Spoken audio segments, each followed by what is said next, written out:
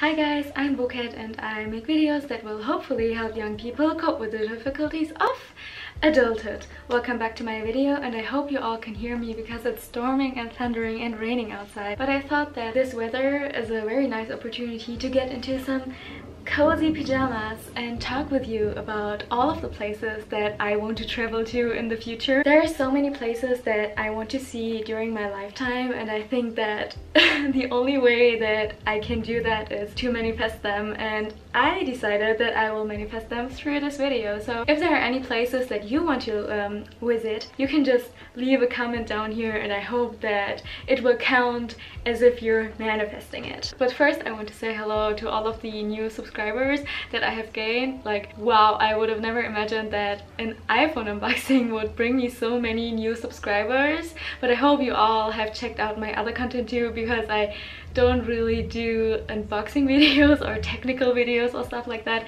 So I just hope you all stay around, and I'm very thankful that you're here anyways. It almost feels like I'm a real YouTuber now, which is what I really wanted to do. I know that a little above 200 people are not a lot compared to the monstrous numbers on the internet, but I'm still very grateful to every single person that I have on here.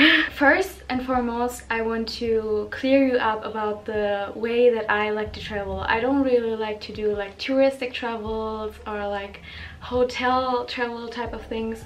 When I travel to a place, I usually like to travel somewhere that is a little bit more far away, and even if the place that I'm traveling to is rather close, I like to get familiar with the culture, the language, and the way that sort of everyday people are living in there, because that is the only way that I could use my travel to expand my knowledge about the world and expand my language knowledge. If you want to have any information on, for example, how I learned Chinese, you can click right over there, and I made a video about that. Well, I usually book like an Airbnb and try to get a little bit familiar with the culture and the language before I travel to a country.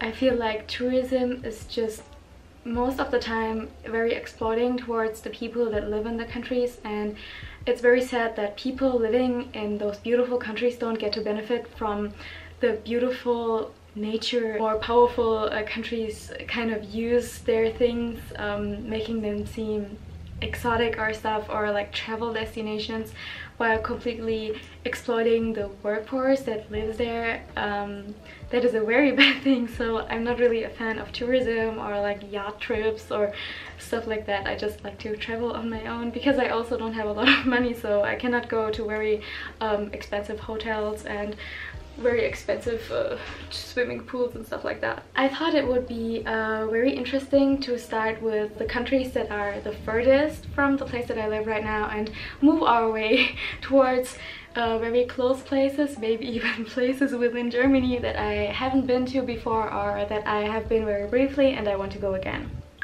I'm gonna pour myself some water. So the first place that I have on my list is Busan in South Korea. It is about 8,698 kilometers from the city where I live. Whenever I'm in South Korea, I really want to visit Busan, especially because I always see these Instagram posts with like cafes in Busan with like crazy ocean views. Busan for me seems like the dreamiest ocean city that is yet to exist. The only thing that I wrote down about this is crazy ocean view cafes, so take that word.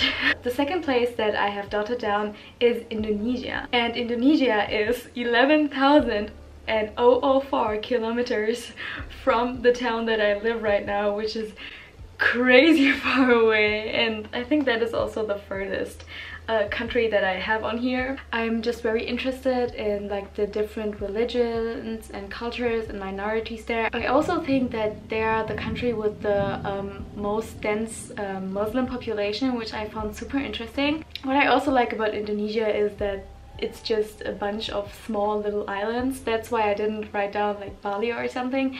I'm just interested in the country in general. Actually, my boyfriend kind of got me on this one because he was always very crazy for going to Indonesia once. The third one after that is actually Malaysia. And Malaysia is a shocking 9,743 kilometers from the town that I live in right now. Earth is so big and so small at the same time. The reason why I'm so interested in Malaysia is because it is a great mix of one, Muslim people, and two, a lot of like Chinese people. I don't want to say anything wrong, but I think that the second main language spoken in Malaysia is Mandarin, or is it the third one? I'm not very sure about that.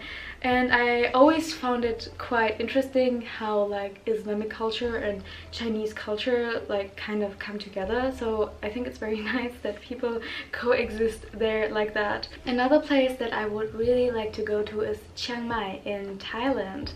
And why I specifically want to go to this place is because it has a lot of very cultural buildings and a lot of temples, and I actually am interested on going on some kind of like temple retreat once in my life, maybe like for a week.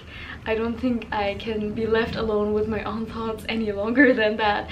But yeah, in general, I just find the city place very beautiful and I love to go. But Chiang Mai is a shocking 8,287 kilometers from me, which is very sad. Place on our list is Taiwan. I've been wanting to go to Taiwan for a long time. It started about when I started to get into like Chinese high school dramas, and I saw this movie which was called Our Times, I think, and I believe it's a Taiwanese movie, and from that part on I always imagined Taiwan being a place that feels very 70s or 80s. There's this one scene where the first McDonald's in whole of Taiwan opens up, I think. They go there for a date, which is very interesting because like right now when you imagine taking your date on a McDonald's, I'm not really sure how they would react. After that we have Hong Kong, and Hong Kong is a unbelievable 8,989 kilometers from me, which is far away, but not that far away because I've lived in Shenzhen for about a year.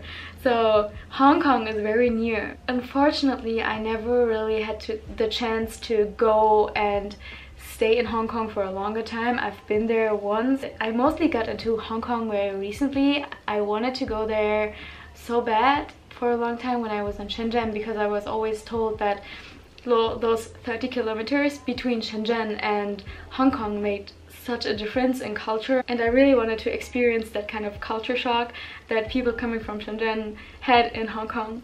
But unfortunately I never got to do that. I'm not sure if I will ever learn Cantonese though, because honey, that is impossible. I'm a big fan of everyone who can learn that language. Like, honey, you are a treasure to this world. The person who recently got me into Hong Kong is Taylor R on YouTube. I think she does a very good job showing a very nice narrative of Hong Kong. Did one video where she went thrifting in Hong Kong, which I thought was so cool. And she also very recently did a video about Hong Kong's massive French community, which I also thought was so cool. The next place that I really want to go to is Mumbai in India. I've actually been to India once. I've been to New Delhi, and I went for a student's exchange for about 2 weeks, but I never got to experience the way that a normal living in India would feel like for, you know, daily people. I also think that Mumbai in particular stands for the entertainment and media in India, which, you know, I'm a media major, so I find that super interesting. I'm actually very interested in other countries' medias, especially countries that are far away. Very interested in South Korea's media and Taiwanese media. And entertainment. Like, I'm not really interested in like newspaper articles and stuff. I'm just very interested in TV shows and music and stuff like that that they produce. What I also find very interesting about India is that I watched a few documentaries on the rapidly growing middle class in India, which it makes me very happy to see that the middle class is actually gaining more people and getting bigger. Things like this is things that I think Western countries or like more privileged countries don't really take into account, that the countries that they call so-called developing countries are in fact developing. Which takes me to the next place that I would really like to go to, which is Chengdu in China. So this has a very interesting backstory. I think one of the reasons why I really want to go to Chengdu, China is one, because of the pandas, second, because I've never been there, even though I've been to China and I really wanted to go there. And the third one, I met a guy in China once who was studying theater in Chengdu. So since that moment, I really liked that guy. Obviously, he was also very handsome because he was like in theater and acting. He was preparing to play in some kind of dramas and stuff. So since then, I think I've always seen Chengdu through like romanticized glasses. Chengdu always feels so nostalgic. Every time I see pictures of Chengdu or like Chengdu comes to my mind, it makes me feel like I'm in a 90s Hong Kong coming of age movie. And as I already said, I really like pandas, and one thing that I find very interesting, and the fact that I still cannot fathom until today, is that every single panda who has ever been born in this world belongs to the PRC, which is very weird. Like every time a panda is born in like a zoo, let's say in a zoo in like a very rural part of Germany, they're shipped to Chengdu once, baptized into being a member of the PRC and then sent back. That is very crazy. So now I want to go over to the slightly more near places to me, and I want to start with a country or a place in Europe that I really wanted to go for a long time, and it's Italy. I've actually never been to Italy, but I'd love to go to the country in general. I don't even know like where I would go, probably like Milan or something. What I really like about Italy is that, at least in pictures and in like random TikToks that I see of Italian hot girl summers, it looks very different from the rest of Europe. I think that Italian people are very close to heart and very warm, which we can't say about the rest of Central Europe, and we also cannot say about Germany in particular. I'm so sorry about that. Another country that I want to visit is France, which talking about people being very cold in Central Europe, I don't know why I've always wanted to go to France. I think it's mostly because like the country and Paris and stuff like that is so overly like romanticized. That's not to say that, you know, Paris or France are overrated. I think that they're very beautiful places. There is something about European cities that always makes me feel a different kind of safe, but that's probably because I've been born and raised here, and that's just the comfort zone that I like to revolve around. Another place that I lately really wanted to go to is Den Haag. Partly because maybe my 13-year-old self who read The Fault in Our Stars always romanticized going to Den Haag. You see the pattern. These are not the places I want to visit, but maybe all of the places that I romanticized. Lately I really wanted to go to the sea, and Den Haag is actually the closest place to me that has the sea. I've also been to Den Haag once. I'd love to go again, and I'd love to see the tulips and stuff like that again. Now I want to go on to some German cities that I would like to visit at some point in my life. First one is Frankfurt. I live so close to Frankfurt, and it's so sad that I've never been to Frankfurt. I think that most of the Germans will have a different narrative of Frankfurt than I have, because I see it as like more of a bank and stock capital of Germany, and it's also the only city that has so many like high-rise buildings that look like an actual city out of Europe. But I know that most of the Germans have this narrative that, you know, most of the rappers and stuff come from there, so I cannot say anything about that. I've never been there.